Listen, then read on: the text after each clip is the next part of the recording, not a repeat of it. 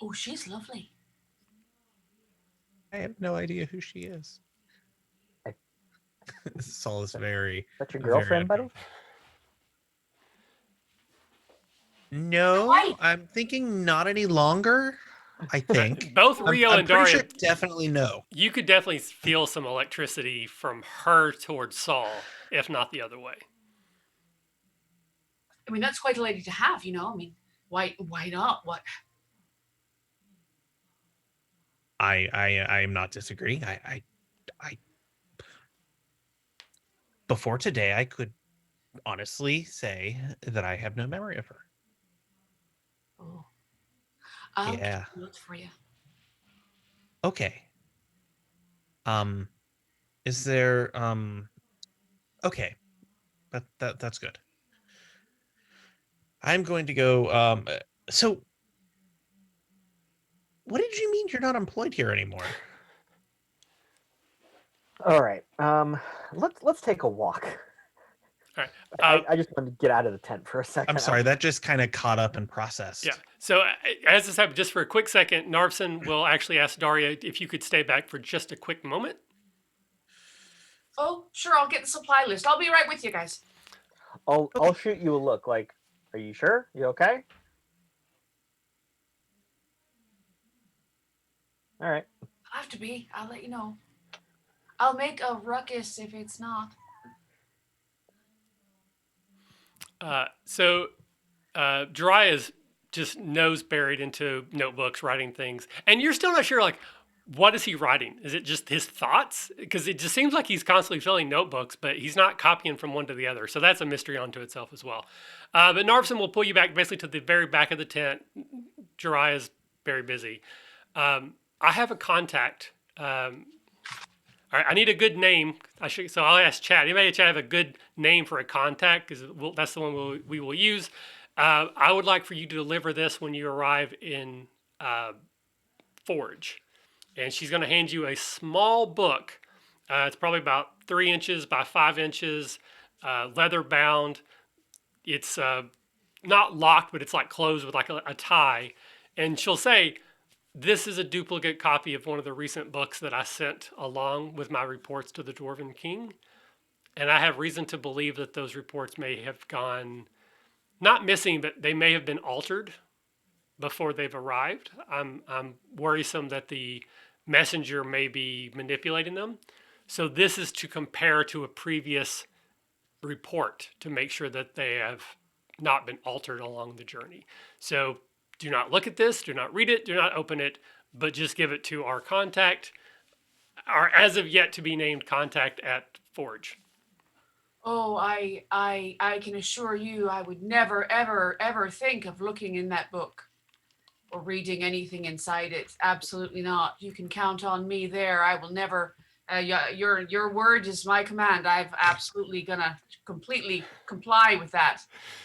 You seem trustworthy, Daria, and I trust that you will follow. The words are heavily encoded. I don't think you would be able to break them even if you tried, but it would be best if you did. And there you have it. Yeah, yeah. May the waves strike me down if I'm lying. Ah, well, um, so now who is this saying this? Jariah or Narvin? Narvson. Narvson is saying this. Yep. But Narvson is the one that I saw cooking the books, right? So as far as you know, she was completing two versions of books that she then handed off to her secretary, who you didn't actually meet, but you have learned since that his name is Gregory. Uh, so from your understanding, that she completes two versions of each report, one that gets sent to the Dwarven King, one that gets sent to the Emperor. Right. And as far as you're aware, they are exactly the same, but they are two separate reports sent to two different places. Yes. Um. So I'm going to meet this contact and just hand it over. Yep, that's all you have to do. Just hand it to them, and they will then verify that the previous report has not been altered based off of this report that you are the only person knows is going, and we will keep it that way, correct? Okay. And just so you know, just want to put it in your ear there that if you fire my colleague there, then we don't have any reason to give information that we may have found down there, because then it would be proprietary to our friend who found things down there. So just so you know, you might want to have a talk with. Unfortunately, this came Just, you know, from higher ups along yeah, chains that I'm not privy to, but I can just certainly put in a good word if consequences. You know. Yeah. I'm just saying. But I'm sure we'll have a good trip. And if there's anything else you fancy that you'd like from Forge, I can bring it back for you. If you like, I don't know, ale, toddies, chocolate. Yeah, I'm fine. Just deliver the book to the contact who is still yet to be named, and that will be all good. And just again, keep it to yourself. No one else needs to know. No one else needs to know. Absolutely, you can count on me. No one needs to know. I am absolutely trustworthy in that, and I'll never read it. I'll never look at it. Fantastic. Excellent. All right. So then we will assume that this just took seconds, and so you're able to very quickly catch back up with Rio and Saul as they were continuing their conversation outside the tent. Yeah. And I'll tuck it away in my pouch. Man, this guy sounds like the worst. I mean, it This wasn't Windcake my guy. fault the cake exploded, but he took it the wrong way. I Needless mean, to say, really, if you step back and look at the whole situation of cake exploding, it is pretty funny. oh, I thought it was hilarious. He, Ruining cake that way. oh, hey, yeah. So I was just explaining what happened. So this guy, Kragan, Yeah. he's had it in for me for years. He's he works in the library. He hates me. Kind of a tightwad. Yeah, he is. You know the kind of guy that is constantly taking credit for all the work and then just shifting the blame. Oh, I hate Yeah. Well, I mean, Mars does that on the river. I hate him. oh yeah, it's terrible.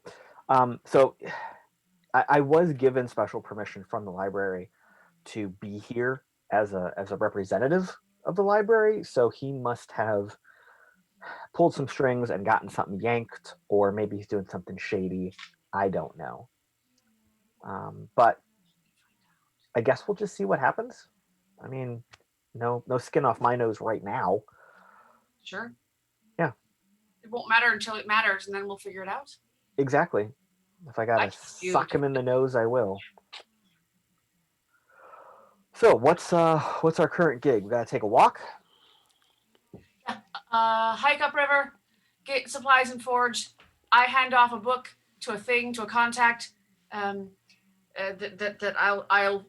they'll find me, I guess, when we get there. I don't even know. Is it one of those like red rose in your collar things, probably? Rose at the table, yeah, kind of a thing. Yeah. And are we Those are going with fun. are we going with a bunch of workers? Yeah, so there's a group of workers that, again, they do this on a cycle. Like every 3 or 4 days, a group goes up and then just comes down and just cycles all over again. So there's be a mixture, mostly dwarves, but there'll probably be other, races mixed in. And there's just basically pretty perfunctory. They hike up there, they get shipments, and they come back downriver. I'm kind of excited to go because Taylock was telling me about a little shop over there in Forge that has like candied citrus peels, and it sounds delicious. And I can't wait to go and try to find one. Sounds good. That sounds really good. I know, right? Yeah. Anyway, I wonder what else they have. Did he say what else they have? no, tea. Tea's good. Definitely have tea. Cordials. Yeah, something. Yeah.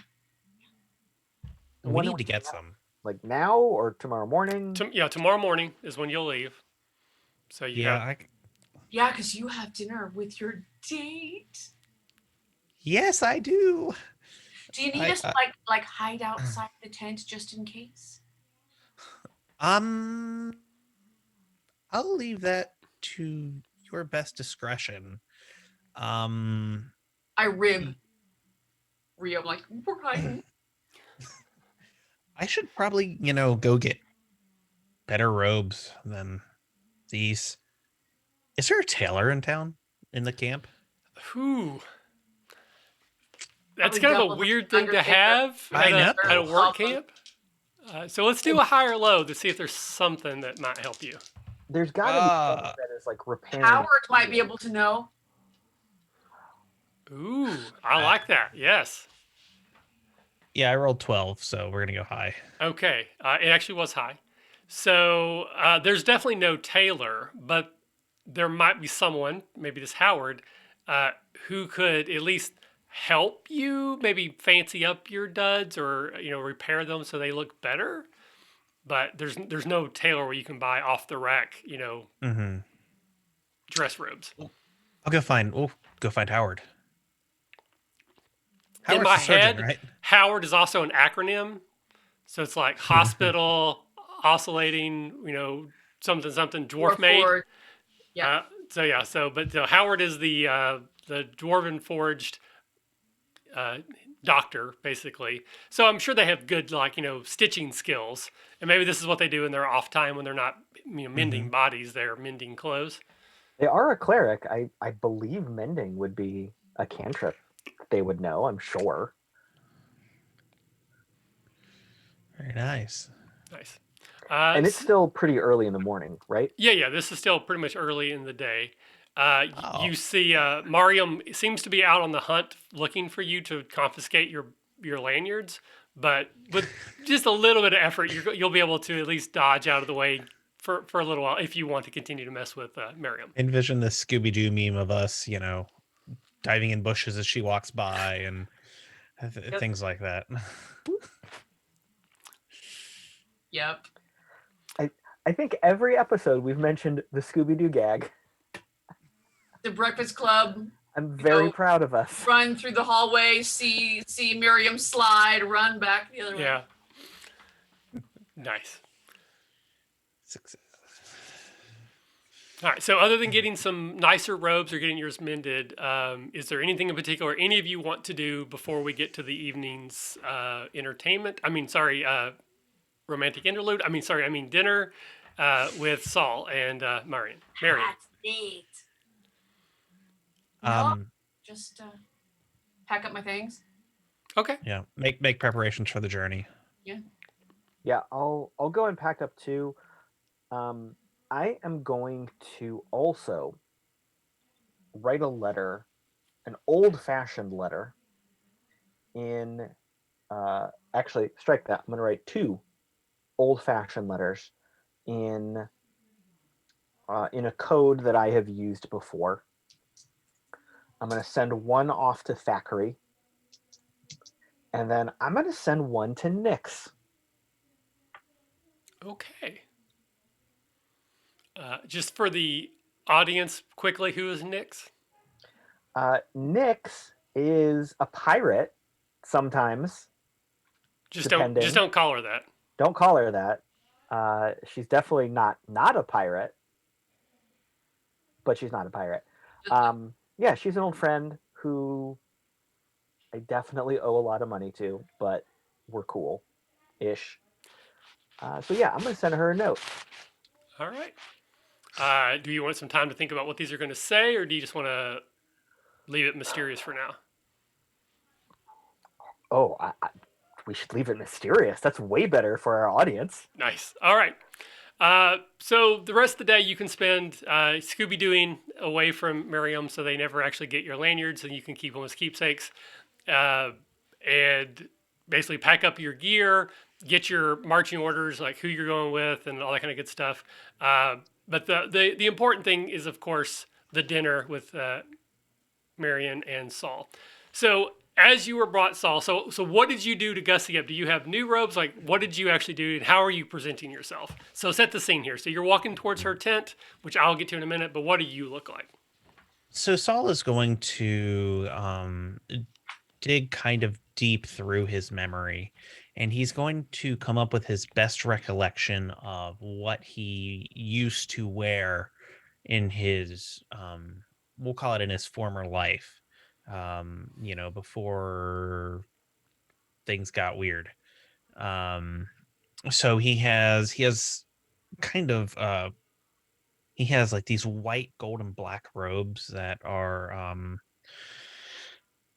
They are they're for his former I guess call them like Dressus robes from his time as an arcane champion. So they have like some scroll work and things like that on them.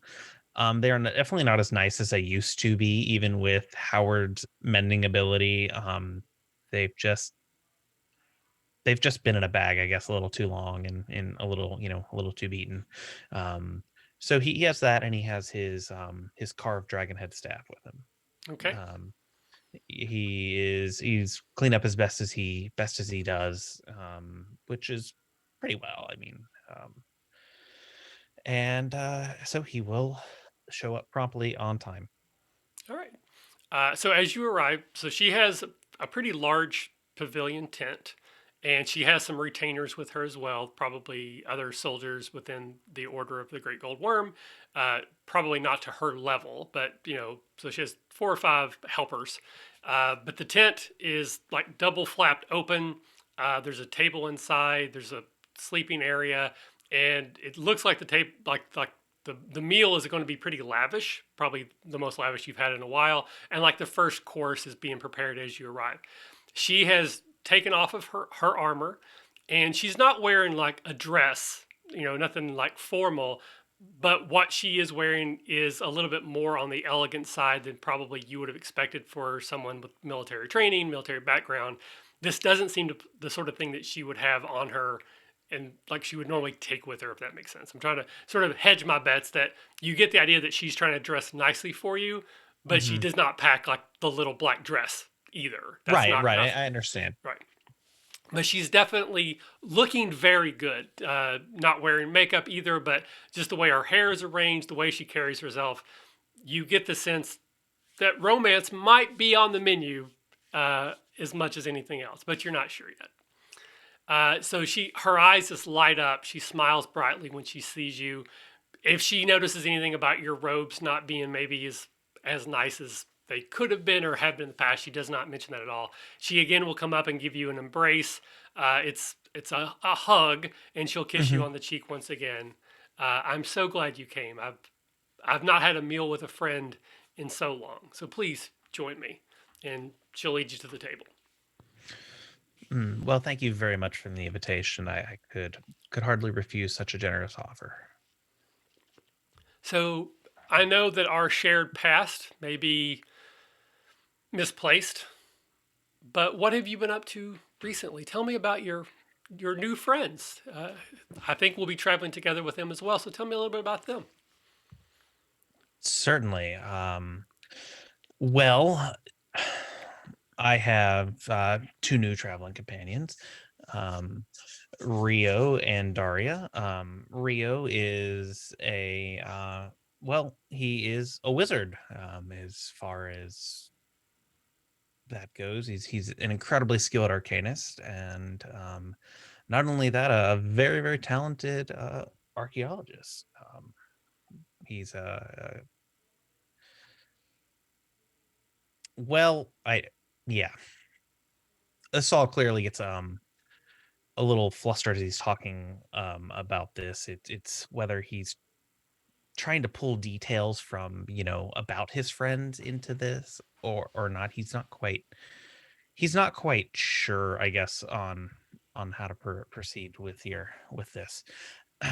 And also I have my other friend is Daria. She's a river guide and is quite very good at with boats and navigating, and has an innate talent with animals quite like nothing I've ever seen.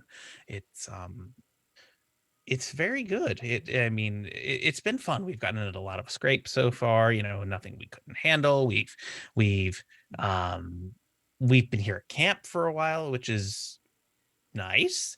And there's lots of dwarves here, and do you know there's an entire city under like an entire civilization and city underneath the ground? It's sunk. I've And heard it was an extensive dig. This is not, in my realm of mhm, concern, as it were, but certainly yeah, this excavation of this size, it's important. It's also interestingly a combination between the Dwarven King and the Emperor are working Mhm. together on this, which is fascinating. Rio will be able to tell you lots about it during our, trip. He's mapped extensive portions of it so far, and it's really interesting. In a way, there's down there. There's like underground. It's like perfectly preserved, and there's no dust, so things are keeping it clean, which is kind of odd. We haven't been able to ferret that out yet, but That is something's afoot. So quickly, I want to jump over to Rio and Daria because you had mentioned somewhat jokingly that you had planned on like hanging outside the tent, maybe trying to eavesdrop. Are you actually trying to get in position to overhear, or what are you going to do tonight if not that?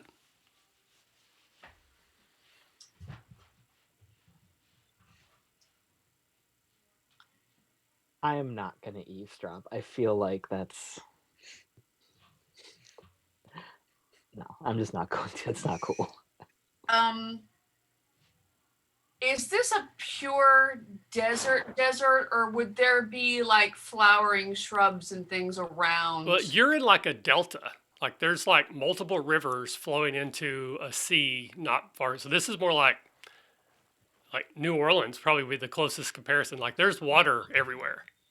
I'm going to run around and find like different flowering things. If this is a river delta like New Orleans, Delta Bayou country, Mm-hmm. I'm going to grab some night blooming jasmine. I'm going to grab some magnolias. I'm going to grab some wisteria. I'm going to grab some little wildflowers, maybe some, like black-eyed Susans, and make like a wildflower bouquet. And Okay. I'm going to sneak up on the tent, and then with great aplomb, completely burst in the tent. Delivery, excuse, I've got a delivery here. I'm sorry, we forgot to give you this earlier as a welcome gift, and I think that your gentleman friend here wanted you to have these, and I'm gonna poof onto the table. This like ridiculous bouquet. Yeah, and then no tip needed. No tip needed. I'm fine. Thank you for delivery, just like you ordered, sir. And then I'm gonna leave. All right, screw it. I'm gonna also be outside.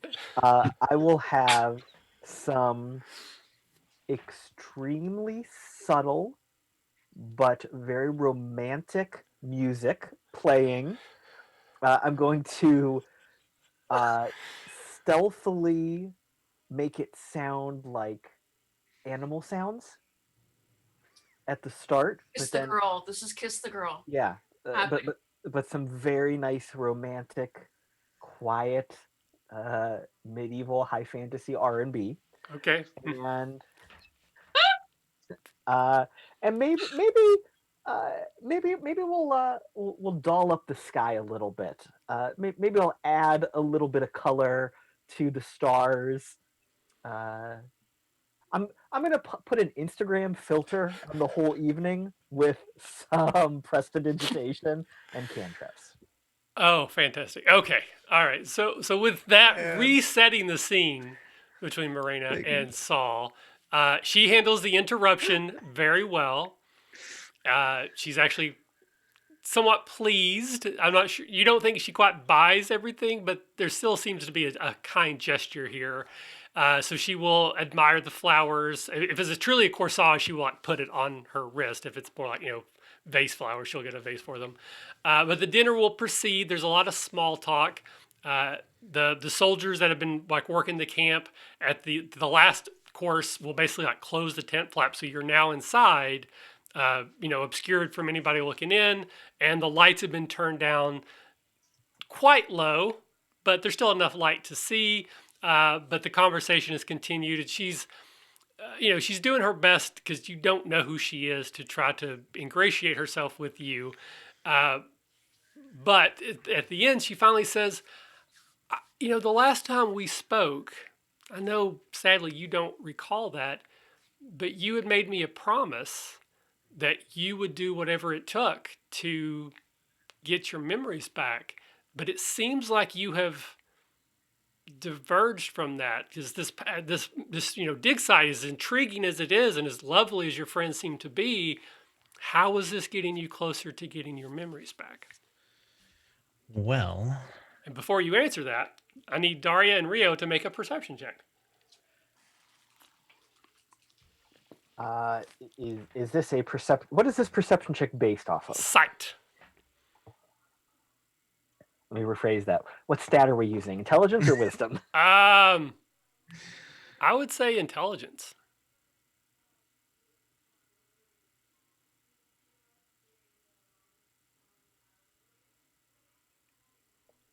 All right. So for my skill check here, I think it is fair to rely on my skill as an archivist for the library, Okay. being a keen eye observing things around me.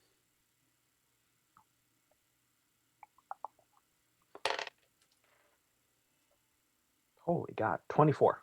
Okay. Okay. And Daria, how about you? I think that's just. I'm not sure what else I would add to that.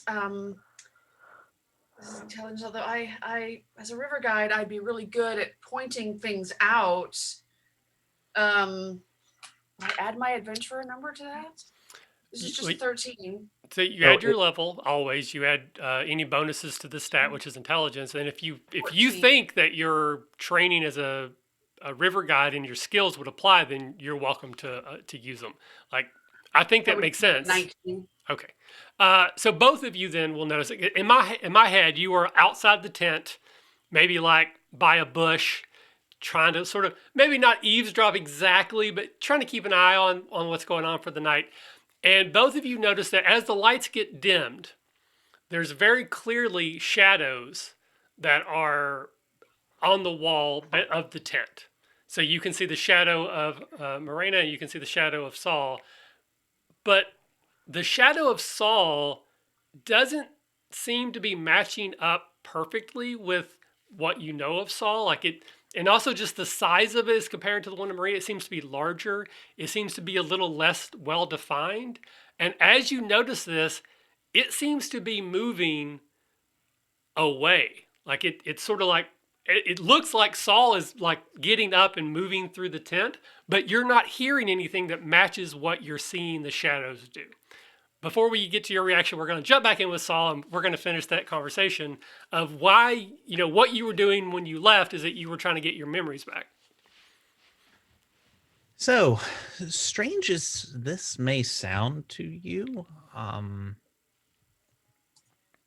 occasionally I acquire other memories. I don't know quite how it works yet. I don't know what sort of, if any, arcane forces may be involved in this, but my memories that I've acquired led me to this dig site, and I believed that here I would uncover the secret to regaining all of my memories. So I was under the impression that what happened to you was done. But you're saying that it is continuing, that more things are still happening to you? Um, yes seems to be the good answer So here. her hand will sort of slide across the table and grab yours, and she leans in just ever so slightly more. That's terrible. Are you able to make new memories? Do they stay with you? Oh, absolutely. Well, yes, to some extent, like y- things that I would say, so like normal memories, like this wonderful night of this wonderful dinner, I will absolutely remember it. I mean, it was fantastic. The food was brilliant cooked. The company was So is it great. possible It that was in the great. future though this memory would go away? I know well, I mean, anything's technically possible, but I don't think necessarily that I would say so. I mean, previous events that I've occurred since that's happened, I've remembered. She leans in a little bit more. But If a memory is particularly powerful, is it more or less likely to remain with you? I generally seem to remember when people try to kill me. That sticks out. Is I generally remember that sometimes. Um, but other things like say things I might pick up somewhere. Those kind of come and go sometimes. you know, how about you? How does that work for you? Do they tend to stay? Things, do you remember things? Do particularly powerful things stay with you? How about when people try to kill you? I imagine that happens a lot, being, you know, the strong fighting military type person that you are. All right. So back out to Rio and Daria. You definitely see. So you're hearing this conversation, and what you're hearing is it appears that Morena's voice is getting a little lower. It seems like she's leaning in. Like you can kind of in your mind's eye see what's happening, and you suddenly see Saul's shadow reacting as if Saul was standing up and almost backing away from the table. It's growing larger and getting further away. What is her shadow doing? It's staying static in what you would think matches her positioning. So in my head, there's a light kind of between them, like a candlelight. Yeah. So their shadows are more on the backs of the tent more than the side. But again, the way shadows work, they're probably some on the side too. So hers seems to be static. His is like growing up almost above becoming bigger, but also seems like it's trying to flee, if that makes any sense. I don't know if it does. So I'm going to shoot a look over to Daria to see if she is seeing this as well. And I'm like going to point at it. Like, are you...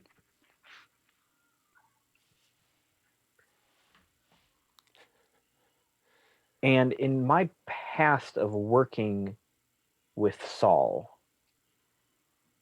plus the experience I've had in my past, this, to me, as a player anyway, would seem incredibly suspicious based on all of the events that have happened to us.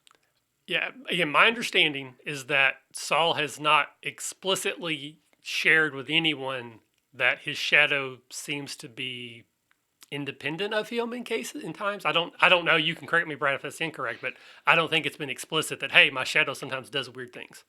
No, because the last time he saw his shadow do weird things, he explicitly forgot that. That's true. So Saul's not aware of that either. But okay, then this is maybe just my mistake then. For the rest of us, do ours do the same thing? There have been times where your shadow, you've caught like oddities, like it seems like your shadow doesn't quite match up, but it's always been so minor and so infrequent that it's more like an oddity, where Saul seems to be more malevolent. But again, this is stuff that Saul may or may not remember as himself. So this doesn't match any of your experiences with your own shadow, but you have had weird experiences with your shadows before. Cool. I still think I can try to... It's at least familiar enough to Rio to connect, like, this feels eerily familiar to things I've experienced. And it may not be anything that's happened recently at the dig site here. So seeing it happen, what looks like happening to Saul, just gives me that really weird, creepy vibe. Like, oh, wait a minute, this shouldn't be happening, obviously. But Daria can see it. Yeah, both of you can see it. And the shadow, again, it seems to be like growing, but it's also getting less, like it's getting like jagged lines, like it's becoming indistinct in some way. So the lines of it are becoming more jaggy and blurred as it grows larger. To you, Saul, it seems like the tent's getting a little dimmer, but you're in like sort of like candlelight anyway, so it's not like drastically noticeable to you. But seems like it could also be that Morena's getting a little bit closer to you as she continues to edge around. And then she says, perhaps we should try to make a very memorable memory. And then she's going to lean in, clear as a bell, looking for a smooch. How do you respond? Oh, let's see what I think here.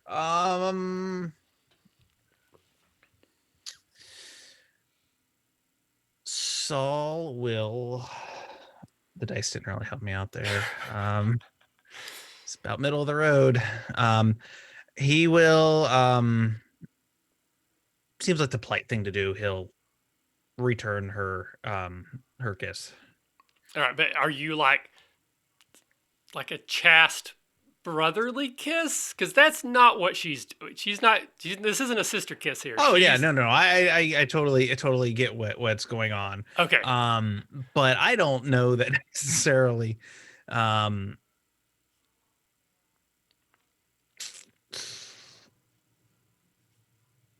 No, Saul in this case, he he will say, well, there are many things. All right, wager it, fine. Saul will go for it. Okay, so a couple things happen here as well. So you embrace her for a kiss, and this is a passionate kiss, at least on her side of it. It is PG-13. PG-13, but there's definitely tongue involved, What? and some over the shirt stuff happening. But the shadow that has been growing more and more indistinct, it vanishes, like literally just seems to like poof, and is gone. And now you see what appears to be Saul's actual shadow. Like it's all back to what it sees like what you would normally see. And you can actually see Rio and Daria, a black amorphous shape coming underneath the tent in front of you.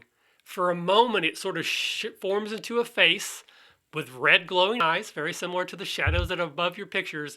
And then it like snakes off and is like, as if it's fleeing. It is running away. Question. Yes.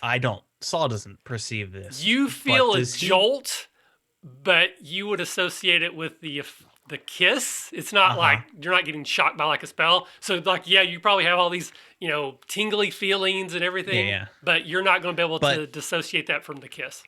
Sure, but I mean, there's nothing obvious like this flood of returning memories or No. something like that. No. Okay. But so we see this shadow shape snaking off across the ground. Yes. It actually almost acknowledges you. Like it like sort of like it's like a shadow on the ground. Then it amorphoses up so that it's almost like a small head sticking out of like the ground, looks at you, and then turns back into a shadow and snakes off. So I'm gonna like jump to my feet to Daria. Is that I'm gonna I saw the I'm gonna jump behind him. Behind Shadows him. of Dust. We gotta see what this is. Goosebumps. I'm gonna take Gremlin out of my pocket and just hug her at this thing. I'm gonna sprint after You're gonna it. fastball special Gremlin. Yes. And I'm gonna take off full tilt after this thing. And I'm gonna be using like some light spells and stuff to light my way because I know it's in the evening. I'm gonna try to catch a better look of this or see where it's going. I'm Okay. all in. All right. Yeah. Smoochy time is smoochy time. Draw that curtain. Adventure. Yeah, I'll be right behind him. I complete goosebumps, like jolt of fear seeing those eyes, because it reminds me of my nightmare, and that's gonna, I'm sure, as we start running, whip up a little small whirly dust storm around me for a minute, and then we just keep going. All right. So I'll come back over to Saul. So in my head, what I exactly see, and you can correct me because it's your character, but I see you turning away from the kiss going, did you hear that? As Rio starts doing this, and Marion grabs your face and pulls you back into the kiss. Completely 100%. Okay. So we will let the veil close there. Fade to fireplace, fade to fireplace. Yeah, but this is going to become a very physical relationship as long as Saul is a willing participant. We will not dwell on the specifics, so we're in curtain falls, but unless you decide not to, this is going to be a good night for Saul.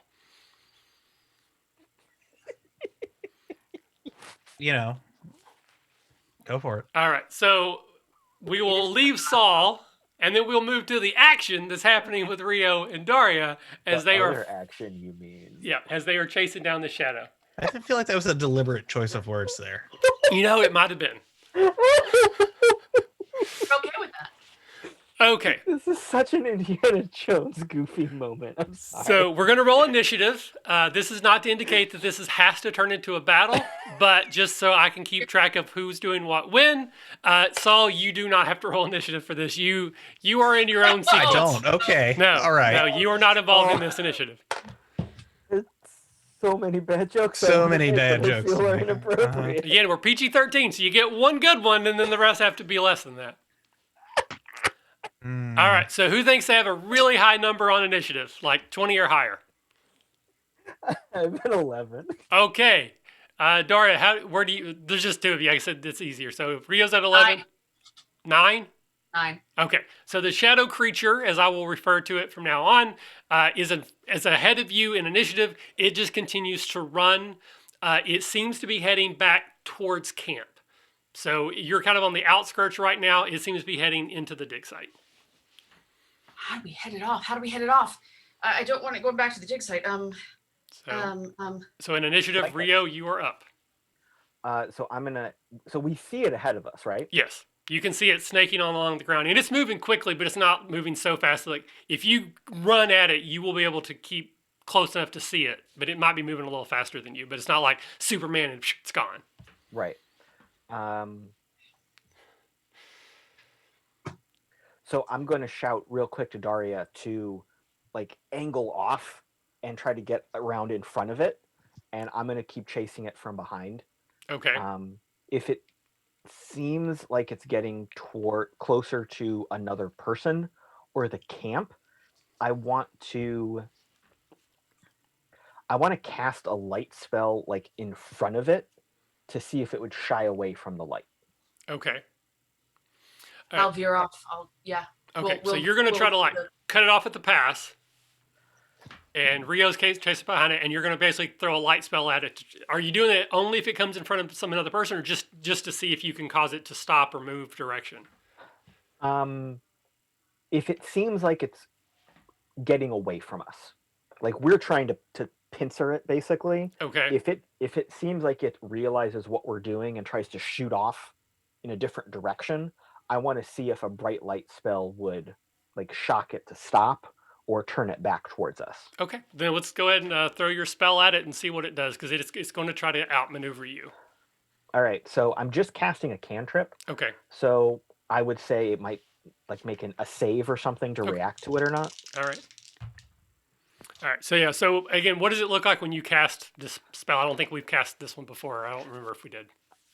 So I use the light spell a lot, and it's mostly just lights popping into existence where I need them to be, almost like little spotlights or drones kind of bouncing around me. In this case, though, I'm going to generate a little ball of light, like I'm holding a baseball almost. And when I see it, and I'm actually holding that while we're running. Okay. And when I see it, I'll pause, like stop, drop into like a pitcher stance, like skid through the dust a little bit, and whip it off. And then again, Gizmo is also running after as well. Oh yeah, Gizmo is right on its tail. Okay. So when you throw your light, it pops into existence, and there's basically like in my mind, there's like a bright floodlight just like pops on right where it was heading. Oh yeah. It sort of like splits in two and then reforms on the other side of it, and then just keeps on going. But the light doesn't cause the shadow to dissipate, but it clearly outlines that this is a 2-dimensional or 3-dimensional object. It's not truly a shadow. It's a blob of darkness, if that makes any more sense. I don't know, but it just goes around and then keeps going on in the same direction. Gizmo's right behind. Daria, what are you doing? Trying to come around to head it off at the pass to try to steer it away from camp. I mean, so just moving and moving as quickly as you can is totally is a a thing that you can do here. But is there anything else? Like, is there a spell you want to use, an ability, a talent? Is there anything that beyond just I'm moving as fast as I can, which is again totally fine if that is what you're doing. I'm moving as fast as I can, and I want to see if I can I can throw my shell blade and see if it can get hit. Okay. Let's make an attack roll. See what happens.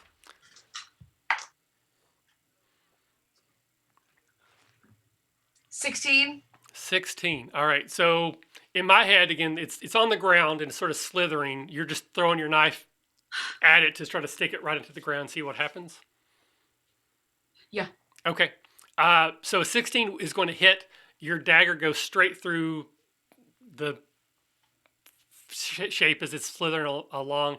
And there's this moment, and I don't want it to play comedically, but it probably would look comedically for just a second. It's the typical thing of like someone wearing a cape that it gets stuck in the ground, so it like goes and then like pulls back just slightly as it realizes that it was caught, and then it juts forward again, and there's almost like a ripping sound as it speeds off. As you come up behind it, you see that your dagger, the entire blade is turning black. If you want to pick it up. Stay away from my friend! All right. So the creature is continuing to run away, is still headed directly into camp. So Rio, I'll give you another shot. Is there something you want to do to try to gain on it or keep it from getting further away?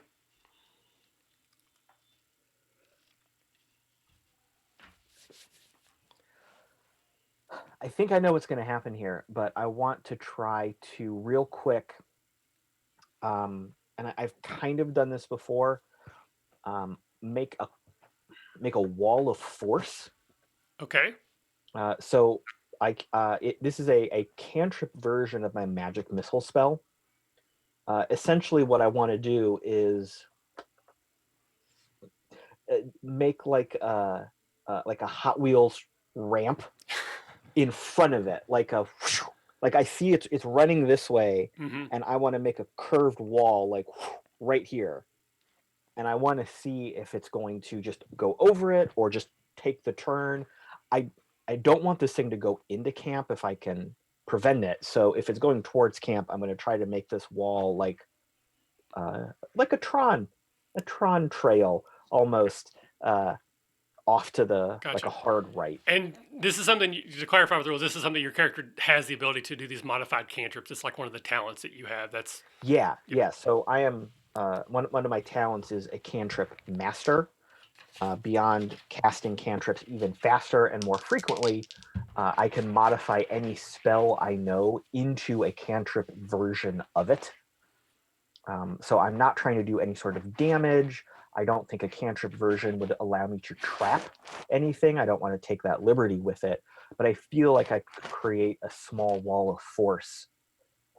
Maybe if it's really magic missile-y, like it's a bunch of real quick darts, like making a wall, or maybe it's actually like a wall I'm spreading out, whatever you feel would be better. But okay.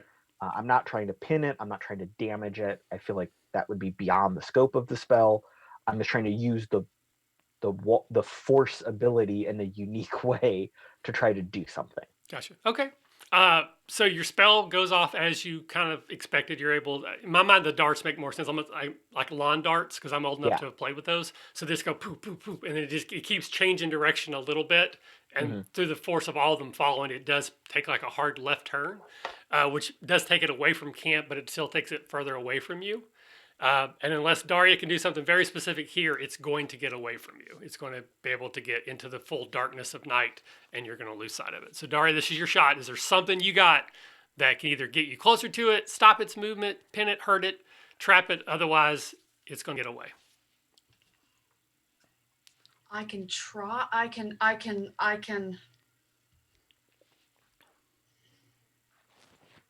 try to cast Big Muddy and see if I can stick it where it's like right in front of it, so it'll run right into it. Works for me. Again, unfortunately, I don't know your abilities, so you have to remind me. Or I think, Caleb, can you quickly remind me what Big Muddy does? Big Muddy is an attack spell, wisdom plus level versus physical defense. Targets any enemy with 50 hit points or fewer that is touching the ground. And if it hits, the target is stuck.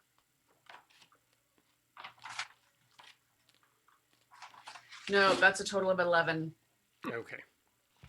I think that I am still so goosebumped and freaked out that that it's real and we both saw it, and that my knife actually affected it, and that was pretty freaky. I think the goosebumps kind of doubled up, and I'm just too shaky. I'm too shaky, and I just missed the mark. All right. Unless luck swings in our favor, you might have a Benny. Well, everybody starts with one, so everybody has one to start with, even if you didn't, which you probably should have earned one because I'm bad at that. But yes, you have a Benny if you'd like to re-roll there. All right, I'll re-roll. I'll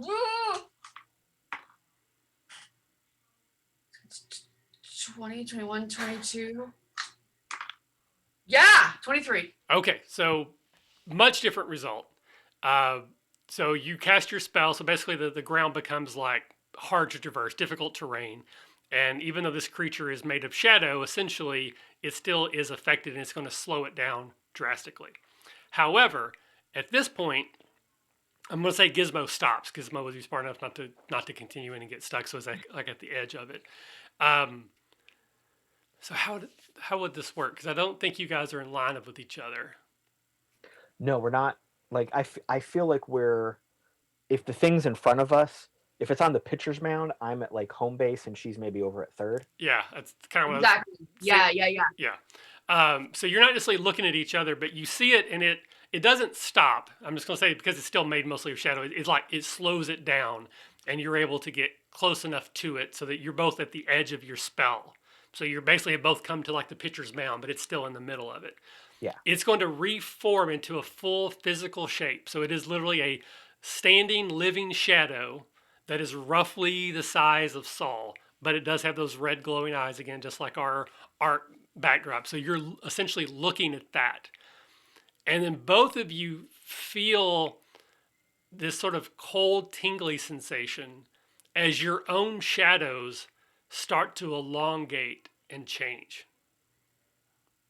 Saul, so you are having sexy time with your old girlfriend. Is there anything, again, we're not going to get graphic on that. We'll joke about it, but we're not going to. But is there anything that you are doing other than the horizontal No. Mamba jump? Yeah, okay.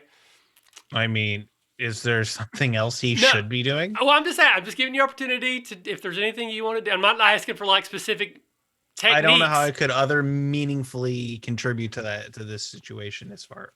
Okay. So we'll just assume that that's still happening. So good on you. That's a generous lover. I appreciate that. But beyond that, we're just going to move back to the other two. Okay.